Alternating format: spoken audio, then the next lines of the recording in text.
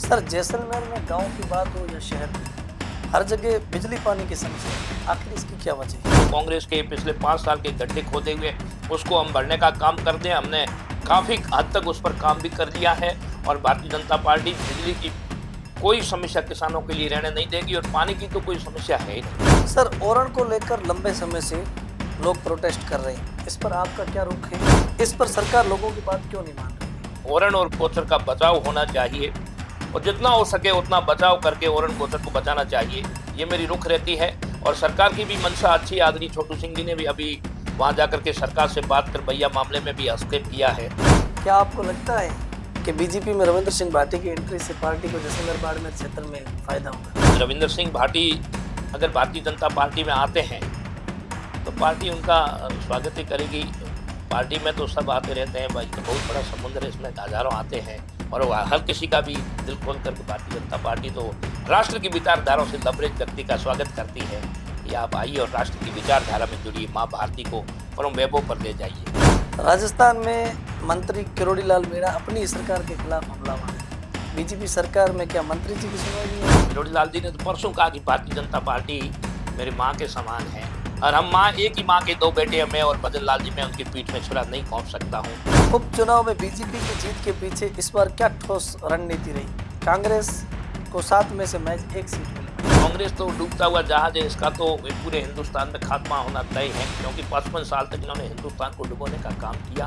भजन लाल सरकार के लिए कहा जा रहा है कि इनके हाथ में कुछ नहीं, सब कुछ दिल्ली से चल रहा है। क्या इसे रिमोट सरकार कहना सही है? हमने तो कभी ये बातें सुनी नहीं है, पर मीडिया जरूर कहती है कि ये दिल्ली से है, वो ऐसा कुछ नहीं है, सरकार राजस्थान से चलती है। विपक्ष इस मुद्दे पर कई बार कह चुका है। अगर विपक्ष इतनी अच्छी बातें करता तो 1 साल में 1 ही सीट जीत पाया, बड़ी मुश्किल से डूबता हुआ।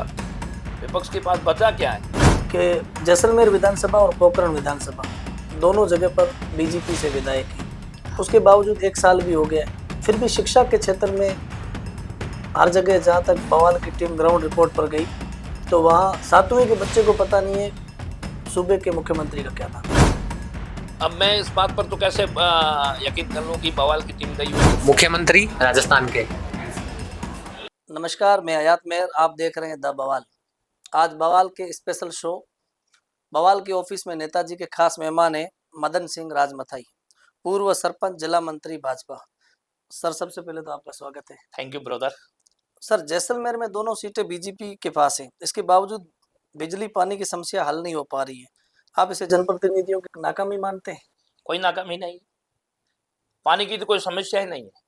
पानी की तो पूरी व्यवस्था है। बिजली के जो पिछली कांग्रेस की सरकार के गड्ढे खोदे हुए थे, हमारी सरकार को बने हुए अभी मात्र 1 साल पूरा होने वाला है। 1 साल में हमारी सरकार ने वो काम किए जो मील के पत्थर साबित हुए। रही बात बिजली की, तो उन कांग्रेस के गड्ढों को भरने का काम भी कर रही है और हमने बिजली के क्षेत्र में अच्छा काम किया है। और मुझे पता है इस समय बिजाई का समय चल रहा है। किसान ऊपर भगवान है तो धरती पर कोई भगवान है तो किसान है। किसानों की बात को सुनना भारतीय जनता पार्टी अच्छी तरीके से जानती है और किसानों की हर समस्या को निपटाने का काम भारतीय जनता पार्टी की राजस्थान की सरकार कर रही है। जो कांग्रेस के पिछले 5 साल के कार्यकाल के गड्ढे थे उनको भरने का भी काम कर रही है। सर, जैसलमेर में गांव की बात हो या शहर की, हर जगह बिजली पानी की समस्या। आखिर इसकी क्या वजह है? जैसलमेर में बिजली की समस्या थी। अभी जो पिछले कांग्रेस की सरकार थी, जिन्होंने वादे किए थे कि हम सरकार में आएंगे तो रेटें नहीं बढ़ाएंगे, हम हिंदुस्तान की सबसे सस्ती बिजली देंगे, उन्होंने सबसे महंगी बिजली भी दी। कई बार कोयले के पैसे भी पिछले अशोक गहलोत की सरकार नहीं भर पाई। मैंने अभी आपको पहले कहा है कि ग्रामीण क्षेत्र में भी वही समस्या, जो कांग्रेस के पिछले 5 साल के गड्ढे खोदे हुए उसको हम भरने का काम कर दें। हमने काफी हद तक उस पर काम भी कर लिया है और भारतीय जनता पार्टी बिजली की कोई समस्या किसानों के लिए रहने नहीं देगी और पानी की तो कोई समस्या है ही नहीं। सर, ओरण को लेकर लंबे समय से लोग प्रोटेस्ट कर रहे हैं, इस पर आपका क्या रुख है? इस पर सरकार लोगों की बात क्यों नहीं मान रही है? ओरण हमारी पुश्तैनी है। ओरण हमारी वो जगह है जहां हमारा गोचर गाय भैंस बकरी, हम लोग यहाँ पशुधन के साथ काम करते थे। जैसलमेर एक भौगोलिक विषम परिस्थितियों की ओर से आपका ध्यान आकर्षित करना चाहूंगा। तो यहाँ पर हम पशुधन पर और खेती पर आधारित ही अपना जीवन यापन करते थे। उस समय हमारे पुरखों ने अपने बलिदान देकर के इस ओरण गोचर को बचाया था। हाँ, मैं चाहता हूँ कंपनियां आए, डेवलप हो और डेवलप के साथ साथ क्षेत्र भी आगे बढ़ना चाहिए। और उसके साथ दूसरी जमीनों को चिन्हित करनी चाहिए। जो पड़त जमीनें पड़ी है, ओरण और गोचर का बचाव होना चाहिए और जितना हो सके उतना बचाव करके ओरण गोचर को बचाना चाहिए। ये मेरी रुख रहती है और सरकार की भी मंशा अच्छी है। आदरणीय छोटू सिंह जी ने भी अभी वहां जाकर के सरकार से बात कर भैया मामले में भी हस्तक्षेप किया है। सर, रविंदर सिंह भाटी ओरण मामले में एक्टिव दिखे, बीजेपी के नेता इस तरह से एक्टिव नहीं नजर आए, इसकी क्या वजह है? ये तो हम नहीं कह सकते कि भारतीय जनता पार्टी के नेता एक्टिव नहीं है। जैसे ही धरना शुरू हुआ तो आदरणीय छोटू सिंह जी भाटी भैया गांव में धरने पर गए। आज महंत प्रतापपुरी जी भी उस धरने पर गए। रविंद्र सिंह जी भाटी साहब भी इस पे संघर्ष कर रहे हैं और मैंने एक ही शब्द ने कहा कि हमारे पुरखों ने अपना सर्वोच्च न्यौछावर करके जमीन को बचाया है और हम भी चाहते हैं कि हमारा ओरण गोचर बचे, कंपनियां आए और जहां खाली जमीनें पड़ी वहां पर काम करें। रविंदर सिंह भाटी पूरे राजस्थान के अंदर एक पॉपुलर चेहरा है, बीजेपी में उनकी एंट्री में दिक्कत कहाँ आ रही है? बड़ा मामला है, ये हमारे सर्वोच्च नेतृत्व की बात है। इन चीजों में मेरे जैसे नेता कोई तर्क वितर्क करे तो अच्छी बात नहीं है, क्योंकि राजस्थान लेवल का मामला है। पार्टी जो भी करेगी हम तो उस निर्णय के साथ हैं। क्या आपको लगता है कि बीजेपी में रविंद्र सिंह भाटी की एंट्री से पार्टी को जैसलमेर बाड़मेर क्षेत्र में फायदा होगा? अब रही बात फायदे की, एक पॉपुलर चेहरा है, युवा है, अभी अपने क्षेत्र में काम कर रहे हैं। पार्टी एक बहुत बड़ा वट वृक्ष है, भारतीय जनता पार्टी बहुत बड़ा वट वृक्ष है और उस वट वृक्ष में कई बड़े नेता हैं जिनकी बदौलत पार्टी के काम चलते रहते हैं। रविंदर सिंह भाटी अगर भारतीय जनता पार्टी में आते हैं तो पार्टी उनका स्वागत ही करेगी। पार्टी में तो सब आते रहते हैं भाई, तो बहुत बड़ा समुद्र है, इसमें हजारों आते हैं और हर किसी का भी दिल खोल करके भारतीय जनता पार्टी तो राष्ट्र की विचारधाराओं से लबरेज व्यक्ति का स्वागत करती है कि आप आइए और राष्ट्र की विचारधारा में जुड़िए, माँ भारती को परम वैभव पर ले जाइए। राजस्थान में मंत्री किरोड़ी लाल मीणा अपनी सरकार के खिलाफ हमलावर है, बीजेपी सरकार में क्या मंत्री जी की सुनवाई नहीं हो रही? ऐसी कोई बात नहीं है, ये आपके बंधुओं ने ही वहां बैठे बैठे बातें उछाली है। किरोड़ी लाल जी ने तो परसों कहा कि भारतीय जनता पार्टी मेरी माँ के समान है और हम माँ एक ही माँ के दो बेटे हैं, मैं और भजन लाल जी, मैं उनकी पीठ में छुरा नहीं घोंप सकता हूँ। मैंने एक अखबार में पढ़ा था, आदरणीय किरोड़ी लाल जी का एक इंटरव्यू था। अब मीडिया वाले हैं, अपनी मर्जी से कहीं क्या बोल दे, उनको कोई रोक नहीं सकता। लोकतंत्र का चतुर स्तंभ है। उपचुनाव में बीजेपी की जीत के पीछे इस बार क्या ठोस रणनीति रही? कांग्रेस को 7 में से महज 1 सीट मिल पाई। कांग्रेस तो डूबता हुआ जहाज है और कांग्रेस तो डूबता हुआ जहाज है, इसका तो पूरे हिंदुस्तान में खात्मा होना तय है, क्योंकि 55 साल तक इन्होंने हिंदुस्तान को डुबोने का काम किया।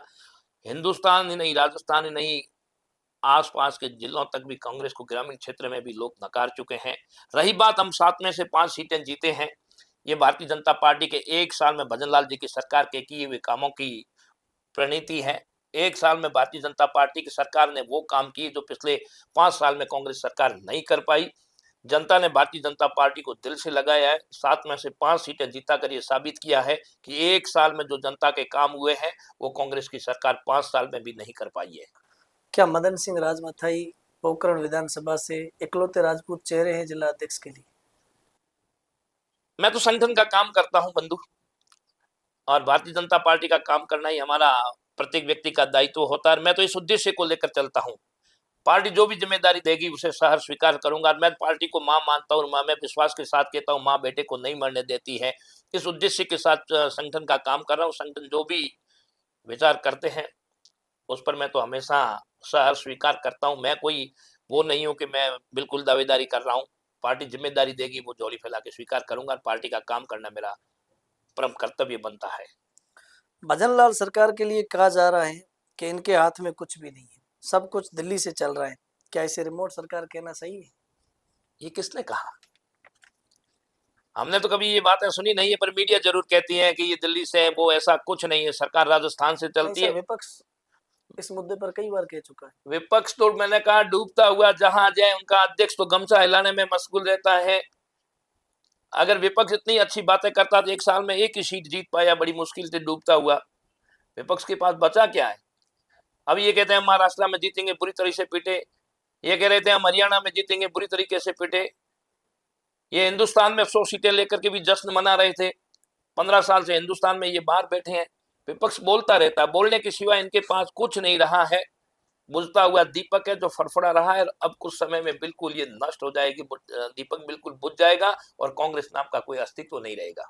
लेकिन सर एक सवाल और है, कि जैसलमेर विधानसभा और पोखरण विधानसभा दोनों जगह पर बीजेपी से विधायक हैं। उसके बावजूद एक साल भी हो गया, फिर भी शिक्षा के क्षेत्र में हर जगह जहाँ तक बवाल की टीम ग्राउंड रिपोर्ट पर गई तो वहाँ 7वीं के बच्चे को पता नहीं है सूबे के मुख्यमंत्री का क्या नाम। अब मैं इस बात पर तो कैसे यकीन कर लूं कि बवाल की टीम गई हुई हो गई होगी, किसी ने पूछ भी लिया होगा। पर शिक्षा के क्षेत्र में पिछली हमारी 5 साल की सरकार थी तो हमने हिंदुस्तान में एक नए आयाम को स्थापित किया था। आदरणीय देवनानी जी उस समय शिक्षा मंत्री हुआ करते थे और हिंदुस्तान की सबसे बेस्ट शिक्षा नीति कहीं थी तो राजस्थान के अंदर थी। फिर ये कांग्रेस की आखंड भ्रष्टाचार में डूबी सरकार आई, 5 साल में उन्होंने शिक्षा नीतियों के तहस नहस कर दिए। फिर हमारी सरकार आई है, हम लोग उस क्षेत्र में वापस बेहतरीन तरीके से काम कर रहे हैं। शिक्षा की नीति को सुधारने का बहुत ही शानदार तरीके से काम हो रहा है। विश्वास के साथ कहता हूं, जो पिछले 5 साल में वसुंधरा जी की सरकार ने शिक्षा के क्षेत्र में नए आयाम को छुआ था, उसी तरह आदरणीय भजन लाल जी की सरकार हिंदुस्तान में सबसे बेस्ट शिक्षा के क्षेत्र में काम कर रही है। निश्चित ही अगले साल आपको इसके परिणाम भी मिलने शुरू हो जाएंगे। क्या मदन राजमथाई आने वाले समय में चुनाव लड़ने की कोई योजना बना रही है? मैंने इससे पहले भी कहा था कि पार्टी में काम कर रहा हूं, 23 साल से निष्ठा के साथ, पूर्ण निष्ठा और बिल्कुल अपने स्वच्छ भाव के साथ काम कर रहा हूं, पूर्ण पुरुषार्थ के साथ काम कर रहा हूं। और प्रत्येक व्यक्ति क्षेत्र में काम करता है, उसका मन में तो यही रहता है कि क्षेत्र में काम करे तो उस पार्टी के लिए दावेदारी भी करेंगे। विश्वास के साथ कहता हूं कि अगर पार्टी मेरे ऊपर विश्वास करेगी तो सहर्ष स्वीकार करूंगा। नहीं, जिसके साथ भी पार्टी टिकट देती है तो उसके साथ खड़ा हो जाऊंगा। दावेदारी करना सबका अधिकार है। पोखरण का चेहरा हूं, पोखरण में काम करता हूं, तो वो क्यों न हर किसी व्यक्ति के मन में रहता है कि उस क्षेत्र में काम करूं तो दावेदारी नहीं करूं। मेरा भी यही इच्छा रहती है कि पोखरण की जनता के लिए काम करूं और वहां से दावेदारी भी करूंगा। पार्टी जो विचार करेगी उसको सहर्ष स्वीकार करूंगा। ये हमारे साथ थे मदन सिंह राजमथाई, जिन्होंने ऑरेंज प्रोटेस्ट को लेकर, जैसलमेर में पानी और बिजली की समस्याओं को लेकर, इन्होंने ये भी कहा है कि आने वाले समय में, अभी तो 1 साल हुआ है, आने वाले 4 साल में बिजली और पानी की समस्याओं पर भी समाधान होगा। ऑरेंज प्रोटेस्ट जो चल रहा है उसमें भी बीजेपी ग्राउंड लेवल पर ही काम कर रही है और जो शिक्षा है उस नीति में भी बेहतर वो आएगा। Thank you. Thank you.